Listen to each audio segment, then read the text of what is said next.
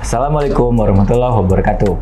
Perkenalkan, saya Ryu Kurniawan, MIKOM. Saya adalah dosen program studi Ilmu Komunikasi FISIP Universitas Trunojoyo Madura. Latar belakang pendidikan saya adalah ilmu komunikasi, konsentrasi, komunikasi, dan media.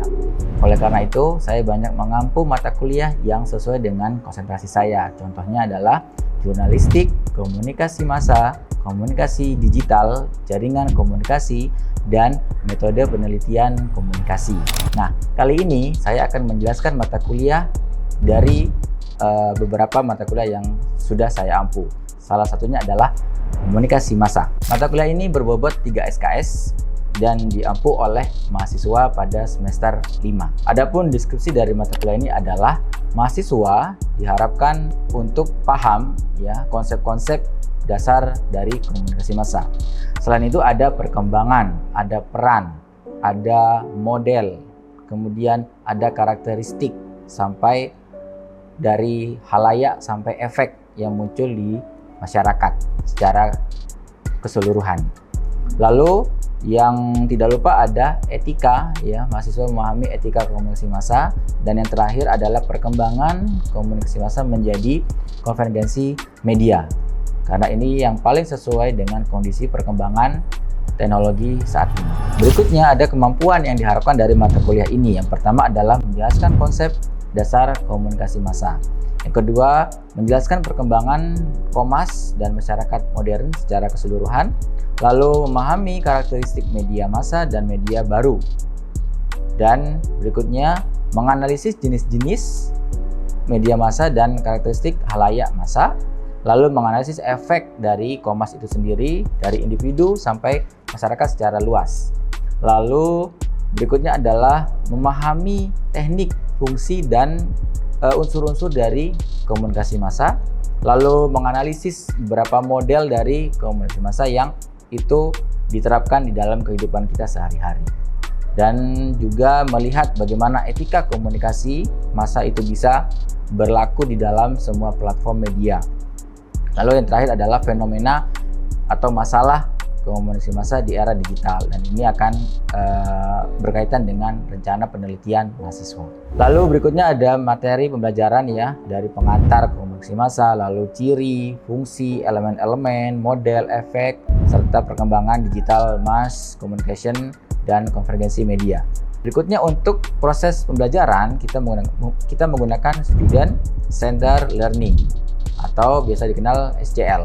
Di sini rinciannya adalah menggunakan ceramah interaktif, discuss group, lalu presentasi juga pada mahasiswa individu maupun kelompok, dan FGD, review literatur berbasis jurnal ataupun buku. Kemudian project, kita kasih project ke mahasiswa, disuruh membuat rencana penelitian misalkan, dan juga ada metode analisis kasus di media massa yang lagi booming atau lagi tren.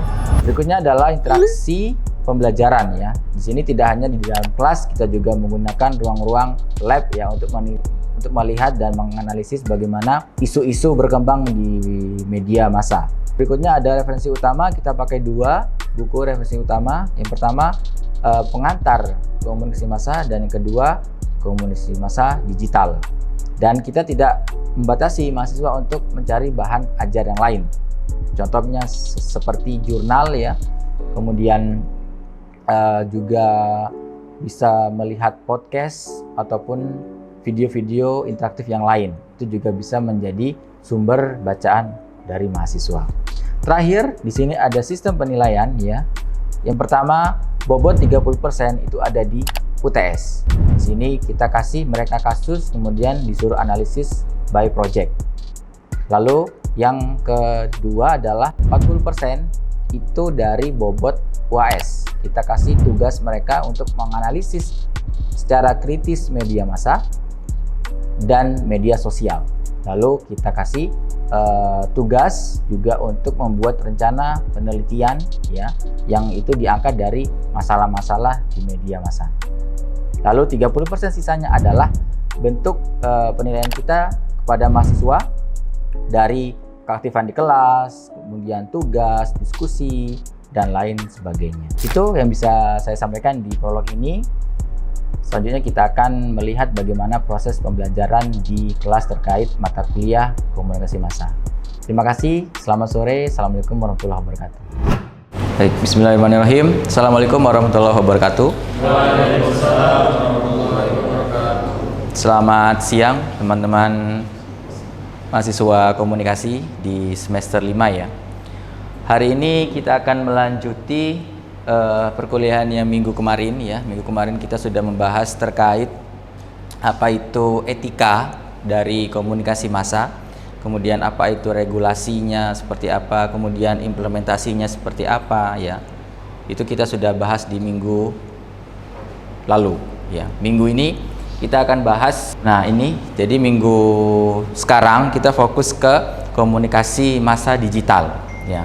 Materi ini menjadi pertemuan terakhir ya teman-teman ya, yaitu di pertemuan 14. Kenapa kok kita taruh di pertemuan terakhir ya? Ini merupakan perkembangan dari komunikasi massa. Bagaimana komunikasi massa itu setelah melalui dinamika dari awal ya sampai akhir. Nah, kemudian komunikasi massa ini berkonvergensi, berubah menjadi sebuah komunikasi massa digital. Dan nanti akhirnya akan beririsan dengan media-media digital. Oke, sebelum kita mulai ya, di sini ada capaian pembelajaran ya. Yang pertama, teman-teman diharapkan nantinya dapat menjelaskan konsep-konsep apa saja yang ada di dalam komunikasi massa digital ya. Lalu yang kedua, memahami apa itu bentuk konvergensi media. Apa itu konvergensi? Sebuah perubahan ya. Perubahan yang awalnya analog gitu ya, katakanlah non digital, itu berubah menjadi sebuah digitalisasi. Kemudian yang ketiga, menganalisis ruang lingkup. Jadi ruang lingkup apa saja yang ada di dalam konteks komunikasi massa digital gitu ya. Karena kita sudah berbicara digital, artinya media-media massa yang konvensional itu akan sedikit berubah gitu ya. Meskipun tidak berubah secara keseluruhan atau total. Lalu yang keempat, ada evaluasi kelebihan dan kelemahan. Tentu saja di dalam setiap perubahan ya ada yang namanya konsekuensi negatif dan positif. Itu pasti terjadi ya, kelemahan maupun kelebihan. Lalu yang berikutnya, prediksi di masa depan seperti apa. Jadi tidak hanya kita berbicara di tahun 2026 ini ya teman-teman ya, kita punya prediksinya seperti apa, misalkan 5 tahun ke depan atau 10 tahun ke depan. Seperti itu. Oke, sebagai pertanyaan pemantik ya teman-teman ya, coba teman-teman sampaikan ya kepada saya, bagaimana menurut teman-teman sebuah smartphone itu ya, atau HP, telepon genggam itu, smartphone atau gadget itu mengubah cara teman-teman ya ataupun audiens itu mengonsumsi media massa. Ya, apalagi teman-teman ini masuk di kalangan apa? Gen Z. Nah, bagaimana kemudian smartphone yang ada di tangan teman-teman itu bisa mengubah cara mengkonsumsi media? Coba, ada yang bisa menjawab itu dulu. Jadi mungkin barangkali ketika teman-teman waktu di semester 1 ya, karena sekarang semester 5 ya. Semester 1 itu belum pakai HP Android Pak, belum iPhone misalkan. Nah, mungkin jarang baca koran ya, jarang baca media misalkan. Nah, ketika sekarang sudah zamannya Instagram, TikTok, dan lain-lain, itu apakah mengubah pola konsumsi teman-teman membaca media? Atau tidak mengubah sama sekali? Mas Afdol mungkin? Menurut Mas Afdol? Tentu saja berubah Pak. Berubah ya? Contohnya seperti apa? Bagi saya sendiri untuk media sosial, terutama karena sudah ada perkembangan HP, jadi saya bisa membuat perbandingan antar media yang dulunya cuma satu media yang tidak bisa timbal balik. Sekarang bisa memberikan komentar, bisa memberi perbandingan yang ada di X atau di TikTok atau di media-media yang lain, Instagram. Kalau dulu cuma satu media aja yang bisa dinilai atau ditonton. Iya, kalau sekarang mungkin lebih variatif ya. Kita juga bisa lebih bebas secara langsung berkomentar. Sebuah postingan media massa itu bisa kita dalam tanda kutip ya, bisa langsung dikritikin atau di komen positif seperti itu. Ya itu ya, mungkin memang perubahannya ke arah sana. Jadi teknologi sudah sangat tidak bisa sama sekali kita bendung ya, sehingga itu berubah ke semua bentuk media massa. Bisa di next Mbak. Oke. Nah, secara ini ya, secara definisi ya teman-teman ya, komunikasi massa digital atau digital mass communication, di sini definisinya adalah sebuah proses penyampaian pesan yang itu dilakukan oleh media massa dengan menggunakan internet. Ketika internet itu tidak ada, nah itu kita menggunakan yang namanya frekuensi dan cetak, seperti koran ya, majalah dan lain-lain. Itu. Nah, ketika berubah digital pakai internet, nah itu lebih mudah ya. Ilustrasinya seperti itu. Jadi kita bisa melihat ya atau mengonsumsi semua bentuk media massa di dalam satu alat. Kalau dulu nggak bisa seperti itu. Nah, karakteristik utamanya adalah itu tadi ya, berbasis internet. Ada kalau dalam mobil itu ada bahan bakarnya ya. Bahan bakarnya adalah internet. Lalu interaktif dan real time. Nah, seperti yang disampaikan Mas Abdul tadi, ketika media massa itu ngambil objek kemudian dia memposting di channelnya, nah itu kita bisa secara live di situ, real time bisa memberi respon atau feedback. Lalu mobile dan global. Nah, di sini maksudnya adalah ada di mana saja bisa kita akses ya secara mobile, secara mudah gitu. Dan itu global, tidak hanya di lingkup Madura atau Jawa Timur atau bahkan Indonesia. Kita bisa mengakses yang di Sudan misalkan, tempatnya Mas Osama. Seperti itu. Bisa kan mengakses media dari yang dari Sudan, bisa dari sini? Bisa. Bahasanya bahasa Arab. Bahasa Arab. Oke. Yang terakhir ini uses and created content ya. Jadi penggunaan konten di situ. Jadi media massa ketika itu eranya digital itu ada selingan kontennya, teman-teman. Jadi kemasan beritanya itu tidak hanya sebuah berita yang kaku seperti zaman dulu, enggak. Jadi sekarang ada itunya, ada kontennya. Apakah media sosial dapat disebut sebagai media massa, teman-teman? Ada yang bisa jawab? Media sosial ya, bisa nggak dikatakan sebuah media massa? Hari ini ya, kita tidak berbicara zaman dulu. Mbaknya bisa jawab? Bisa? Alasannya kenapa kira-kira? Alasannya karena media sosial itu kan pembentuknya seperti yang Bapak bilang itu internet, dan juga real time-nya itu luas sekarang. Jadi berita itu dapat masuk dari mana saja, bukan hanya di Madura atau di Jawa Timur, tapi sekarang bisa diakses di seluruh dunia. Media sosial lainnya juga kayak Spotify, itu kan lagu-lagunya bukan hanya dari Indonesia saja, tapi juga bisa diakses dari luar negeri, kayak berbahasa Inggris, berbahasa Korea, dan lain-lainnya. Dan Instagram juga FYI-nya bukan hanya tentang Indonesia saja, tapi bisa dari mancanegara seperti itu. Ya, media sosial bisa kita kategorikan sebagai media massa ya. Karena memang bentuk-bentuk media massanya itu banyak yang berubah ya menjadi media sosial, teman-teman. Bahkan ada media massa yang itu basisnya adalah sosmed dulu. Ada yang pernah tahu? Ada yang pernah tahu ini? Ini. Ya. Narasi TV ini dulu bukan media massa.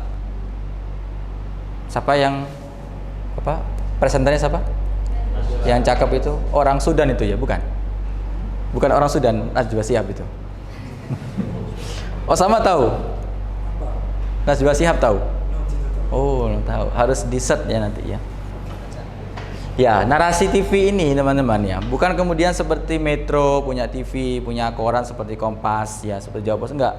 Jadi mereka dulu mainnya adalah di akun pertama apa? Ada yang tahu? Channel pertama mereka apa? Ya, dulu matanya Najwa ini apa? Coba. Ada yang inget nggak?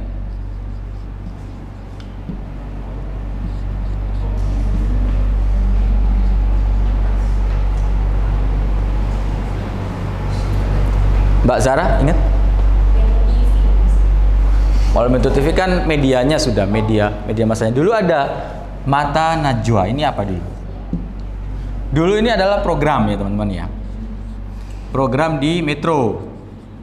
Nah, ini masih kategori media massa basisnya. Kemudian Najwa itu kan keluar gitu ya dari Metro ya. Kemudian dia membuat narasi.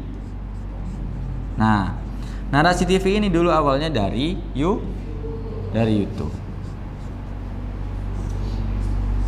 Dari YouTube ini dulu.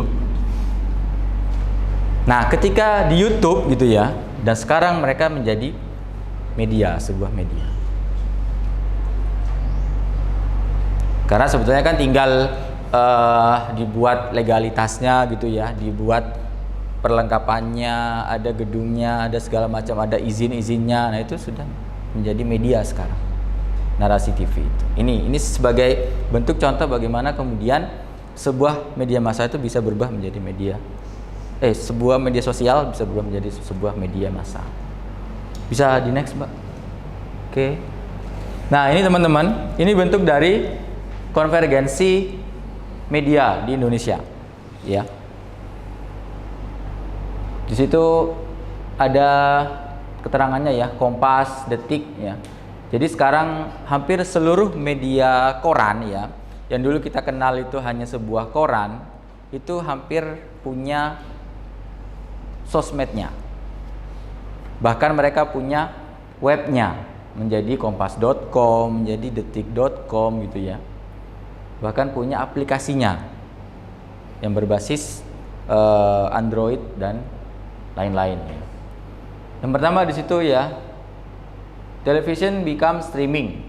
Jadi dulu yang awalnya televisi itu frekuensi ya, kemudian berubah menjadi internet. Nah, itu bentuk-bentuknya seperti itu. Dan itu berbasis streaming. Ada Netflix, ada YouTube. Lalu koran ya, berubah menjadi portal news. Contoh yang paling gampang adalah Kompas dan Detik, ada lagi Tempo. Itu yang media top tier lah ya, yang ada di Indonesia. Lalu sinema, nah itu, jadi video gitu ya, berubah menjadi video pendek di situ. Itu di sosmed. Dan kontennya kadang-kadang bisa sebuah berita. Ya, kita belum bicara negatifnya ya, belum bicara negatif, kita bicara sebuah kekuatan dari perubahan. Lalu ini ya, informasi berbasis seluruhnya di HP. Di smartphone kalian. Sebenarnya yang tadi dibahas di awal ya, radio. Nah, ini bisa sekarang basis radio itu juga streaming teman-teman, sama kayak TV. Di sini banyak aktivis radio ya. Nah, itu bentukannya sekarang Spotify. Nah, semua bentuk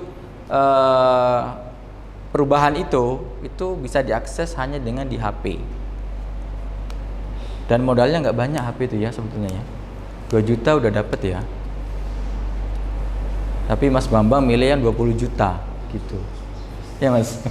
Oke, next Mbak. Nah, ini berikutnya ruang lingkup digital mass communication ya. Ini kita bicara sebuah konteksnya nanti. Nah, di sini mencakup berbagai domain ya yang saling terhubung di dalam ekosistem media massa. Ya. Dari jurnalisme hingga kecerdasan buatan. Jadi AI itu juga merupakan pengembangan dari digital mass communication. Dan AI itu sangat-sangat mendukung sebuah jurnalisme, bisa dibuat begitu AI itu. Oke ya. Lalu tidak hanya AI ya, di situ ada big data ya, ada digital advert, virtual reality ya, digital journalism, citizen journalism juga termasuk ya, sosial media sudah pasti, lalu influencer communication, streaming, dan podcast ya. Oke, baru ini kita masuk kepada apa yang terjadi ketika sebuah media massa itu berkonvergensi, berubah menjadi sebuah digitalisasi. Ada kelemahannya ya. Kita bicara kelebihannya dulu ini berarti. Yang pertama, cepat dan real time. Jadi aksesnya tidak akan lama, tidak akan delay. Di situ sangat-sangat cepat ya, kita mendapatkan informasi sebuah berita itu diupload juga sangat cepat sekali. Lalu jangkauannya juga global ya, tidak ada batasan geografis ya. Daerah terpencil atau daerah perkotaan itu tidak ada, itu bisa diakses semua. Lalu interaktif dan fleksibel.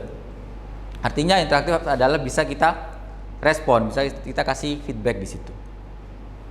Dan fleksibel ya, bisa di mana-mana. Lalu personalisasi konten. Nah, ini konten disesuaikan dengan preferensi dan perilaku pengguna. Jadi banyak media massa yang itu mengemas beritanya dengan konten, dan konten itu disesuaikan dengan bagaimana audiens itu menyukai apa yang lagi tren gitu ya.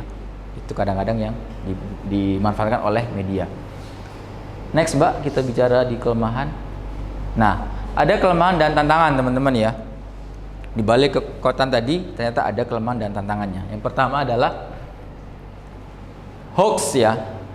Jadi hoax dan disinformasi. Nah, itu hoax itu sangat-sangat mudah dibuat ya. Bahkan sekarang menjadi sebuah keuntungan bagi beberapa pihak yang tidak bertanggung jawab. Terus echo chamber dan bias algoritma. Nah, ini pengguna hanya menerima informasi yang menguatkan keyakinan mereka. Nah, ini jadi ada pengaruh algoritma di situ. Apa algoritma? Adalah apa yang manusia pikirkan ya. Di situ ada rekam jejaknya. Oh, kita sering nge-like apa, sering repost apa, sering nonton apa, itu mempengaruhi bentuk-bentuk konten yang muncul di gadget kita. Lalu cyberbullying and hate speech itu ya. Jadi kita sangat-sangat mudah membuli orang gitu ya. Sangat-sangat mudah berkata kasar ke orang di media sosial ya. Nah, itu juga menjadi tantangan ya untuk perkembangan konvergensi media. Lalu pelanggaran privasi dan informasi overload. Nah, ini juga menjadi tantangannya ya. Mengapa kemudian masyarakat mudah percaya informasi viral dibandingkan informasi resmi? Kenapa, Mbak Zara? Karena biasanya yang viral itu banyak sudah diketahui oleh berbagai audiens di media sosial. Kadang berita-berita yang terbukti validnya seperti saluran TV itu justru lebih cepat media-media yang atau konten-konten viral di media sosial.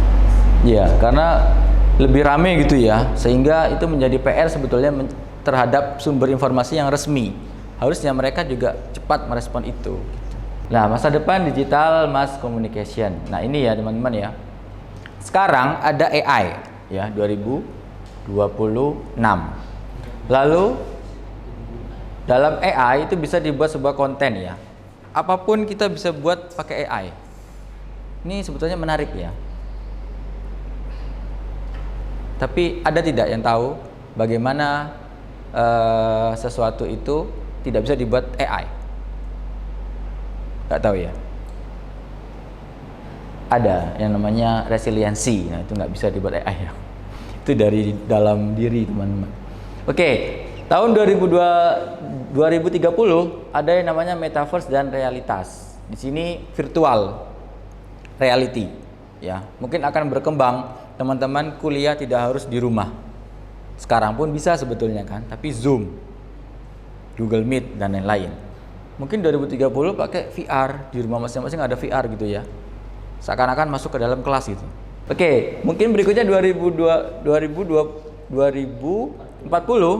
Nah, etika dan kolaborasi di sini. Jadi etika digital dan kolaborasi manusia dengan AI. Ya. Bisa dibayangkan nanti ikom ini punya robot misalkan. Saya nggak bisa ngajar, robotnya yang ngajar. Nah, ini ada studi kasus ya teman-teman ya. Ini nanti bisa dipikirkan ya. Beberapa case yang bisa menjadi fenomena atau masalah ya untuk diteliti. Ini topik-topiknya ya. Biasanya di TikTok atau di Instagram yang sering sekali menjadi objek. Atau sekarang yang lagi tren itu kan X ya. X sama Thread ya. Thread itu sekarang lagi jadi sorotan ya.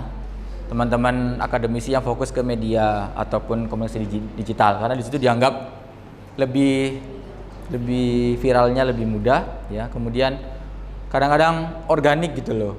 Memang dari orang-orangnya langsung gitu ya. Dan menurut saya juga kadang-kadang banyak gak pentingnya juga. Gitu ya. Di thread saya tuh hampir mungkin dosen-dosen gitu yang sering posting. Mungkin karena saya sering lihat itu ya, algoritma mereka ya. Akhirnya itu yang muncul. Oke, ada subtopik misalkan konvergensi media, kemudian bagaimana interaksi di dalam sosial media dan media massa gitu ya. Ada algoritma dan uses and gratification bisa juga. Lalu komunikasi dua arah. Itu kasus-kasus yang atau fenomena atau masalah yang ada di Indonesia. Nah, kita sampai di kesimpulan ya teman-teman ya. Jadi yang pertama itu media menjadi digital ya. Kemudian audiens menjadi lebih aktif. Bahkan kalau saya bilang beberapa proaktif ya, terlalu aktif di situ untuk merespon sebuah berita. Lalu AI akan mendominasi ke depannya mungkin ya. Dan etika digital ini sangat menjadi tantangan besar. Mungkin regulasi harus dijelaskan, diperkuat gitu ya. Sehingga etika ini bisa dijaga nanti dalam menggunakan media sosial. Itu dulu ya. Ada yang mau ditanyakan?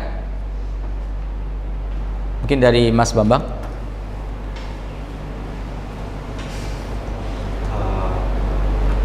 Kalau di AI Mas ini kan dia ngejar untuk informasi yang cepat, tapi dia nggak terlalu akurat karena dia konsumsi beritanya dari berita-berita yang sudah ada.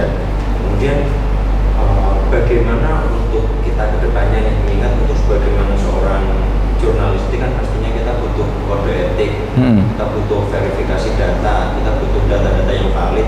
Bagaimana cara kita untuk menggunakan AI sebagaimana tangan kanan guna kita memperoleh data yang lebih maksimal daripada kalau kita harus riset sendiri.